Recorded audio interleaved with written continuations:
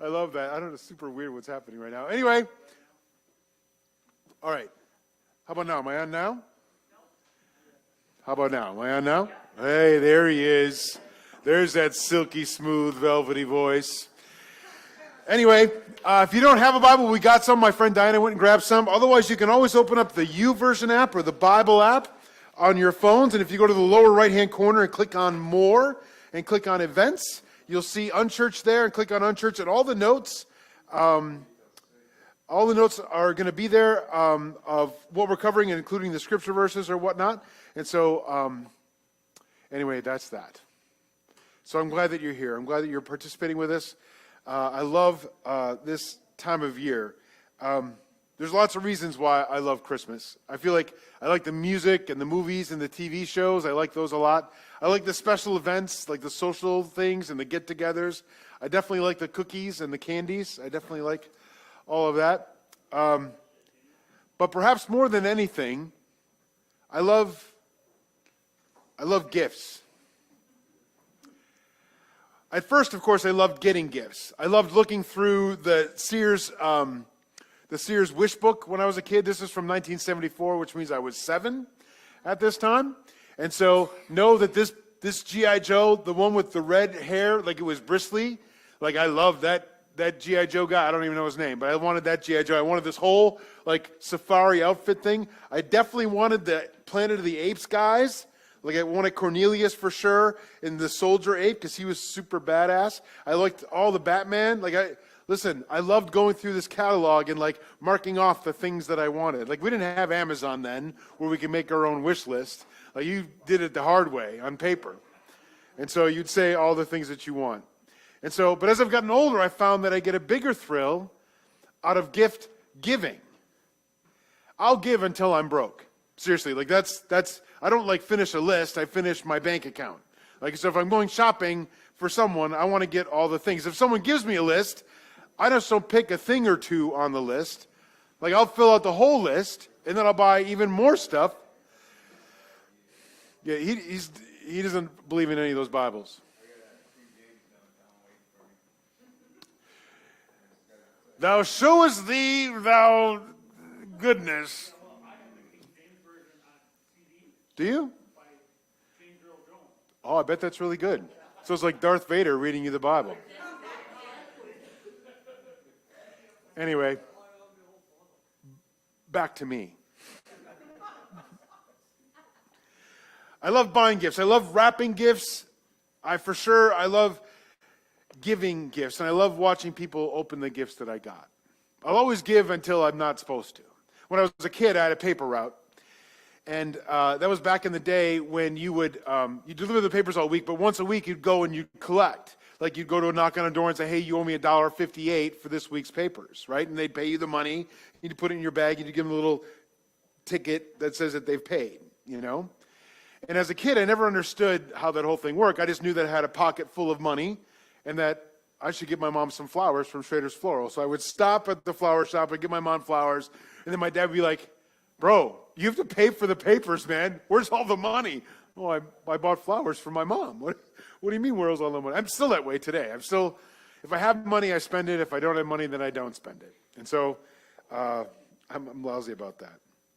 But I love this idea of giving gifts. I love the idea of benefiting people.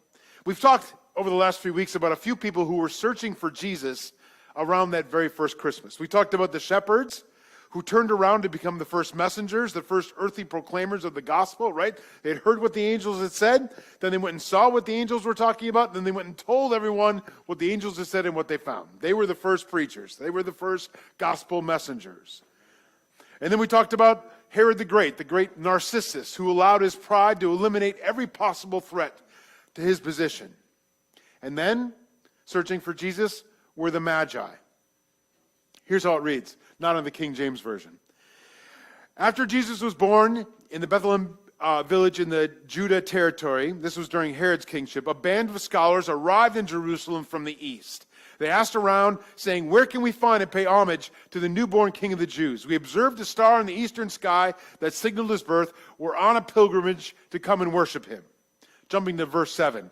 Herod then arranged a secret meeting with the scholars from the east. Pretending to be as devout as they were, he got them to tell them exactly when the birth announcement star appeared. Then he told them about the prophecy about Bethlehem and said, "Go find this child, leave no stone unturned, and as soon as you find him, send word, and I'll join you at once in your worship."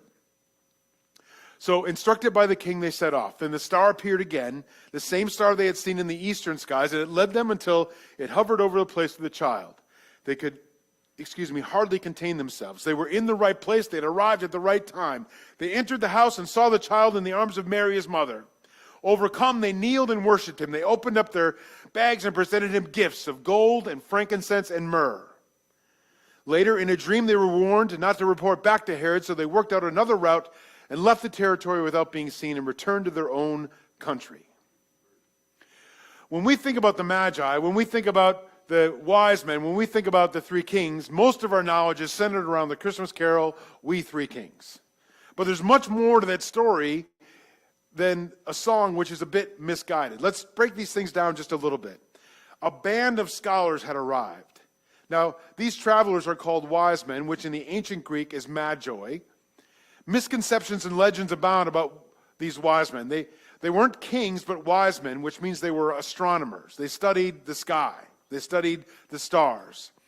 And there were not only three, but probably a great company of wise men, a great company of scholars, right? We say that there's three because there was three gifts, and so that must mean that there's only three.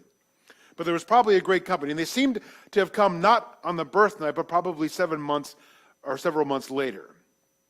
In later centuries, down to New Testament times, the term magi loosely covered a wide variety of men interested in dreams, astrology, magic, astronomy, and books thought to contain mysterious references to the future and the like. So really, the three kings were really more Gandalf than they were King Richard, right? They were really, they were wizards. They were interested in that sort of thing.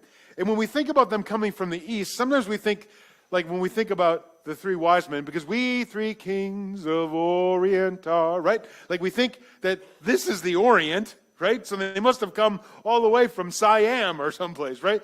But like what they really mean is here. Right, Iraq and Babylon and those kind of places. Like, because here's Jerusalem, meaning that there's Bethlehem. So the east was really just right over here. It wasn't that I'd come from all the way over here. But there's this general expectation in that time of a Messiah or a great man from Judea. We know about how the Jewish people were waiting for the Messiah, but even all across the east, people were waiting for this. And so not very long after Jesus was born, a Roman historian, Suetonius, wrote, quote, "There had spread over all the Orient an old and established belief that it was fated at that time for men coming from Judea, from Jerusalem, from Israel, to rule the world. Tacitus, another Roman historian, said there was a firm persuasion that at this very time the East was to grow powerful and rulers coming from Judea were to acquire universal empire." So they were expecting this king to come. Everyone was, not just Israel. So the tradition of the Magi can be traced as far back as Tertullian. It was probably developed under the influence of Old Testament passages that say the kings will come and worship the Messiah. Here's how it says in Psalms. "May the kings of Tarshish and of places far away bring him gifts. May the kings of Sheba and Seba give him presents. May all kings bow down to him. May all nations serve him." So this is probably where we get this idea, or at least the guy that wrote the song, We Three Kings, probably got the idea. Well, they must have been kings because it says in the Bible that they were going to be kings. right? And so we just have all these really weird misconceptions that there's three of them and that but none of that stuff is in the Bible. It says that they came to Jerusalem, meaning they were guided by the astronomical phenomenon mentioned, and they came to the area and expected to find answers in Jerusalem. They saw the star, they knew what was supposed to be prophesied, and they went to Jerusalem to find him, because it was going to be the king of the Jews that they were looking for. So they went to the royal city, they went to the capital city and say, hey, you guys, we heard there's a new king, where's the king? Thinking that they would all be excited about it. They'd all be thrilled and geeked up about this new baby Jesus come to be the king of the Jews. They expected the leaders and the people of the capital city to be more interested than they actually turned out to be. Like no one even knew, no one even cared. And Herod asked his people, like, what about well, yeah, it's prophesied that in the town of David will be this thing. And no one cared that Jesus was there. The people that you cared the most cared the least. This idea of people traveling to find a new king is not rare. It's a very probable story. There was Magi that went to go speak to Nero in AD 66 at doing the same thing. There was legends that happened all the time in the ancient world where they had done this. So anyway, so they get there and they ask King Herod, where is he who has been born king of the Jews? They traveled this great distance to honor a king, yet there's a little irony in their great effort to honor the king of the Jews, because the Jewish people, no one liked the Jewish people. Right? They didn't have their own country really. They were always getting kicked out. They were always being enslaved. They were always in trouble. No one liked the Jews. So it's, right. That's right. And so like everyone felt that way about them. And so the idea that these three magi, these magicians, these wizards, these kings, these whatever, right, that we come all the way across countries to find this king of the Jews didn't make any sense, because he was just the king of the Jews and he's a baby on top of it. So it's a strange thing for a baby to be born a king. Usually they're princes for a long time before they become kings. But his kingly status, listen to me, Jesus' kingly status was not conferred to him later on. He was a king from the start. And I love that. The King of Kings, the Lord of Lords. There's a lot of suggestions about this star, about whether it was Jupiter and Saturn or two planets that just were aligned just the right way, or a supernova or whatever. But whatever it was, it's significant that God met these guys in their own medium. They were astrologers, right? Astronomers. Astrologers are like palm readers, right? Right. So they were astronomers. Right. Anyway, so it's cool that God said, let's hang a star in the sky so these guys can see it, because that's what they're looking for. He showed them something that they were looking for, in a medium that they were looking for it in. And I think that he works the same way with us. That he hangs a star in our sky if we're star followers, or he puts a person in our place if we're people lovers, or he puts a dog into place if we're dog. You know what I mean? Like he speaks to us on our level. He finds us where we're at. And I love that. So anyway, the wise men come, and first they go to Jerusalem, assuming that everyone's going to know about it, and they don't. And so they end up finding him, in a manger. And they brought him gold, frankincense, and myrrh. Now, sometimes people try to spin this tale like, oh, they brought gold because that means he's royalty. And they brought incense because it means he's divine. And they brought myrrh because of his potential pending death. It's probable that these magi didn't think anything about that. It's probable that they thought about the three most valuable things they could get their hands on: gold, frankincense, and myrrh. They were valuable gifts worthy of a king. But what was sweet little baby holy Jesus going to do with a chest of gold or a box of frankincense or a bucket of myrrh? What did that even mean to a baby? He, of course, didn't handle the gifts. His parents, Mary and Joseph, were the receivers of the gifts. Mary and Joseph were surrogates of the gifts. I imagine the gold, for example, came in quite handy for Joseph as he had to move his family to Egypt, right? When the angel came, he's like, oh my gosh, I don't know if they floated like this, but I want him to. Oh my gosh, you totally have to go to Egypt because Herod's going to kill all the boys under 2. And then they flew away. And then so I feel like Joseph probably used the gold to get to Egypt. Like, I don't know if you take a boat to get to Egypt or if you can get an Uber. I don't know how that goes. But they needed to get to Egypt, and they were going to need money to get there. The gifts were for Jesus. And church, it's still that way, and it works that way today. Jesus is still our King. Jesus is still worth finding and following by whatever means. Jesus is still worthy of our praise and our adoration. Jesus is still worthy of our gifts. But we don't bring our gifts to a manger. We don't have to follow a star and find him laying in a trough, right? We know where he is. We bring our gifts to the temple. We bring our gifts to his children, to his people. Here's what it says in 1 Corinthians. Now, I want to deal with the offering of money for the Lord's people. Do what I told the churches in Galatia to do. On the first day of every week, each of you should put some money away. That amount should be in keeping with how much money you make. Save the money so that you won't have to take up an offering when I get there. This is Paul speaking. When I arrive, I will send some people with your gift to the church headquarters in Jerusalem. And then there's this one in 2 Corinthians. We want you to know, brothers, about the grace of God that has been given among the churches of Macedonia. For in a severe test of affliction, their abundance of joy and their extreme poverty have overflowed in a wealth of generosity on their part. For they gave according to their means, as I can testify, and beyond their means, of their own accord, begging us earnestly for the favor of taking part in the relief of the saints. And this not as we expected, but they gave themselves first to the Lord, and then by the will of God to us. I love this part. But they gave themselves first to the Lord, and then by the will of God to us. Here's the thing. God doesn't need our gifts. Like, God's not sitting back like wondering how he's going to get the budget together for next week, waiting for your tithe or your offering, or waiting for you to be kind to somebody. He's asking us for our obedience. That's what he's asking for. We do this thing where we give, and then we want everyone to know about it. We want to get the credit for it. We want to make sure everyone knows that this gift came from me. This is like that thing of Christina Aguilera. Isn't there a gift that she's doing this? Christina Aguilera. She's a singer.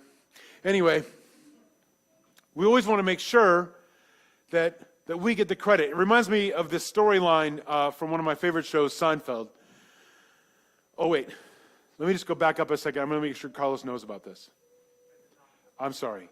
Hey, there's a video clip in my sermon.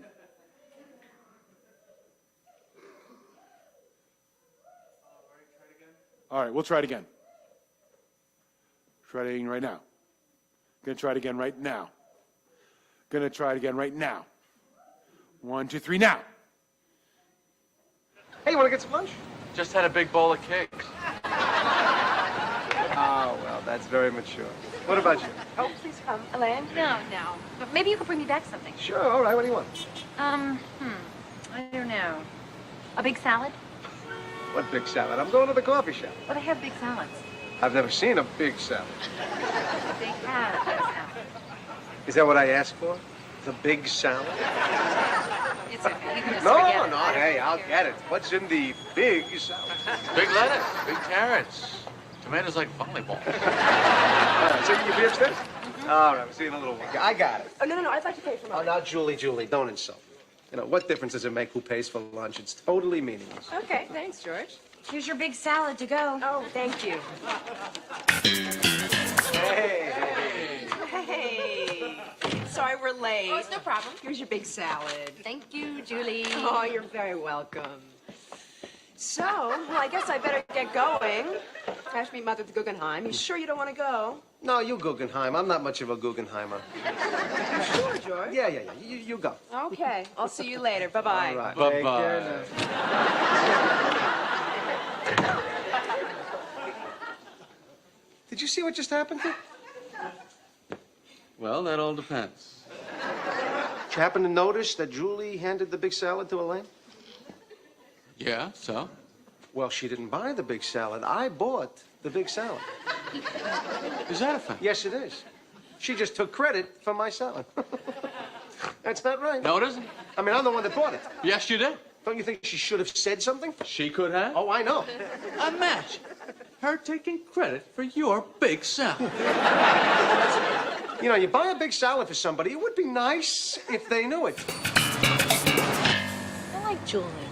She's very personable. Yeah, she's lovely. That's great, George.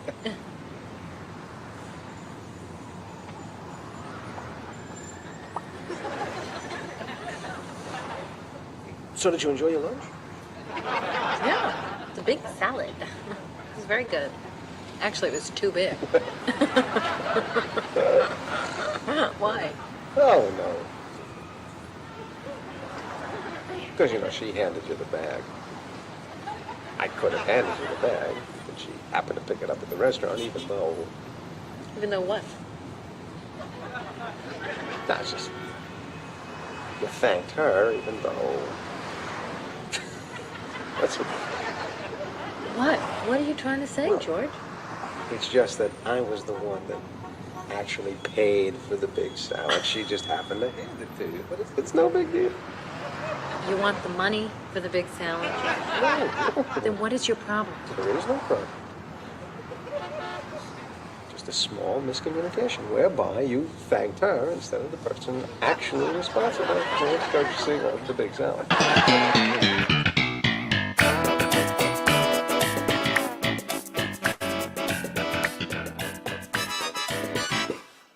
That episode's 30 years old. Can you even imagine that? Like, how is that even possible?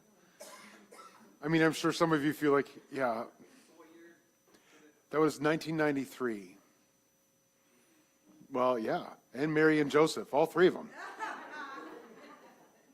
I don't think this is just George, though. I think a lot of us do this thing.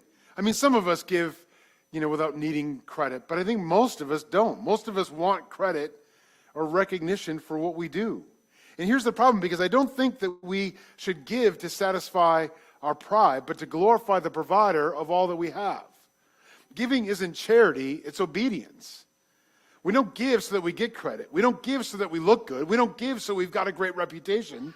We give because it's obedience. We give because everything we've got, we were given anyway. No matter how much or how little you think that you have, everything you do have was given from God.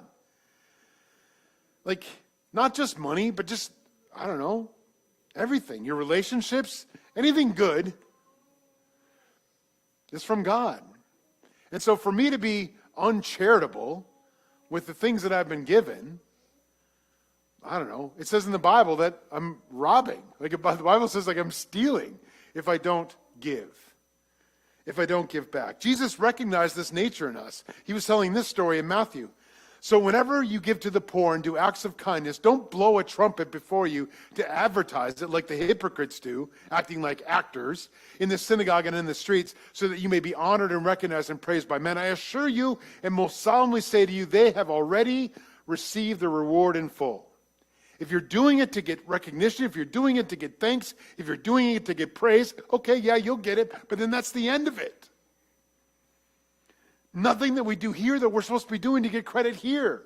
Everything we're doing here, we're doing so we get crowns over there, so we get credit over there, so we get lauded, like we just sang that, didn't we? Over there.